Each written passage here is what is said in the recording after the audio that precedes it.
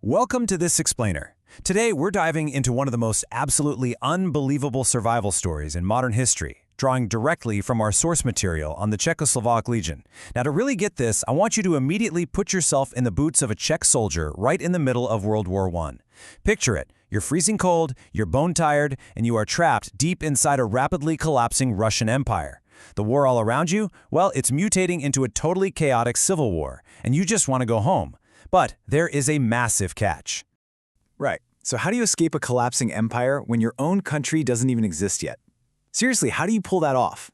To actually leave Russia in 1918, you needed three extremely difficult things: a working train, weapons to defend yourself, and official permission to leave from a country that technically didn't exist anymore. For you, as a Czech or Slovak soldier, your homeland was really still just an idea, totally buried under the Austro-Hungarian Empire. The logistical nightmare of just trying to walk out of this situation is honestly mind-boggling. So, here is the basically impossible itinerary standing between you and home. First, fighting for a non-existent country. Second, getting trapped in the Russian collapse. Third, fighting a war on armored trains. Fourth, surviving betrayal in the Siberian freeze. And finally, the incredibly long voyage back home. All right, let's jump right into part one, fighting for a non-existent country. Back in 1914, while the rest of Europe was cheering for the outbreak of World War I, you and your people absolutely were not. Whether you were an industrialized, politically active Czech or a repressed, undereducated Slovak, you shared one agonizing reality. You completely despised living under the Austro-Hungarian Empire. You dreamed of a united nation based on shared language and cultural roots, a country big enough that it wouldn't just get invaded the absolute second it was formed. But before you could build it, the empire handed you a rifle and drafted you anyway. 1.4 million. That is a massive number of you just thrown into the brutal meat grinder of the Eastern Front by Austria-Hungary to fight for an emperor you actively hated. So you made a really radical choice: desertion. As the fighting dragged on, you and thousands of others deliberately surrendered to the Russians. You basically figured you'd be treated more favorably as prisoners of war and desperately hoped you could somehow form a volunteer force to fight back against your own oppressors. Which brings us to part two. Trapped in the Russian collapse. So by 1917, after an immense amount of political pushing, you're finally one of 40,000 troops allowed to officially form the Czechoslovak Legion inside Russia. Awesome, right? Well, your sanctuary is violently collapsing around you. Following the massive Brusilov offensive in 1916, Russia is just completely exhausted. In early 1917, the Tsar abdicates. Then in November, the Bolsheviks seize power and immediately start making peace with your enemies. Suddenly, with the western ports totally blocked off, the only way out is a staggering 9,000-kilometer train ride east, all the way across Siberia to Vladivostok. Escaping east sounded like a decent plan, but the Bolsheviks really do not trust you.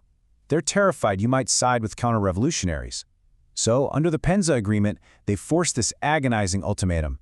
To get unimpeded passage east, your legion has to surrender most of its heavy weapons. Just imagine the sheer terror of handing over your only rifle to a hostile revolutionary in a collapsing country, just to keep your spot on a dilapidated train. Now for part three, the war on armored trains. This supposed orderly withdrawal turns into a total nightmare of broken rails and paranoid Bolshevik bosses whose moods literally change from town to town. Then in May, at a station in Chelyabinsk, the tension just snaps over a piece of scrap metal. Picture this. A Hungarian prisoner throws a metal pipe at one of your comrades. You retaliate, beating the attacker. The local Bolshevik officials try to arrest your men and disarm your entire unit. So your legion does the unthinkable. You violently seize the entire railway station. Just like that, the retreat is officially an open war. Suddenly, you're fighting a war across thousands of kilometers of track, and your flat car becomes your rolling home and your fortress. Enter the armored train. These were improvised mobile fortresses, outfitted with steel plating, artillery pieces, and flat car-mounted machine guns. They allowed your highly disciplined veterans to strike quickly, defend vast stretches of track, and absolutely dominate the disorganized Red Guards. Basically, whoever controls the railway junction controls the whole war. 490 tons. You really have to appreciate the sheer absurdity here. Your rolling war peaks in early August when your legion captures the city of Kazan and accidentally seizes nearly 490 tons of the Imperial Russian gold reserve. Think about that for a second. You are just a homesick soldier trying to catch a train, and suddenly your 60,000-strong army is the most powerful military force in Siberia, literally hoarding the Tsar's entire piggy bank while the whole world watches. Moving on to part 4, Betrayal and the Siberian Freeze. Of course, the high of capturing cities couldn't last forever. As a brutal Siberian winter sets in, your numbers are dropping from battle losses and a complete lack of reinforcements. You are freezing, exhausted, and totally isolated. But then, a miracle reaches you through the ice. On October 28, 1918, Czechoslovakia formally declares independence in Prague. The non-existent country you've been fighting for. It's finally real. You officially have a home. Now you just have to survive long enough to actually see it. To survive, your commanders have to embrace some pretty brutal pragmatism. By 1919, you declare strict neutrality. You are officially done dying in a Russian civil war. When the anti-Bolshevik White Army's supreme leader, Admiral Kolchak, gets stranded alongside your trains with that massive hoard of imperial gold, your leaders make a very cold calculus. Stuck between advancing Red Armies and angry insurgents, they hand Kolchak and the gold over to the revolutionaries in exchange for an armistice and a ticket east. Kolchak is shot and dumped in a frozen river. It's a harsh betrayal in the eyes of the White Army, for sure, but for you, it's literally the only way home. Which leads us to our final leg, Part 5, the long voyage back home. After dealing with Japanese expeditionary forces stalling you and warlords harassing your flanks, you finally hit the coast at Vladivostok. But the journey is far from over.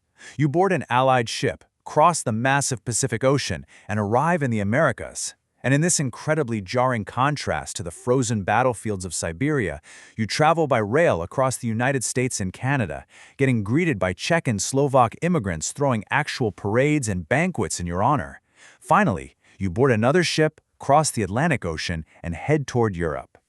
You are part of a staggering logistical miracle.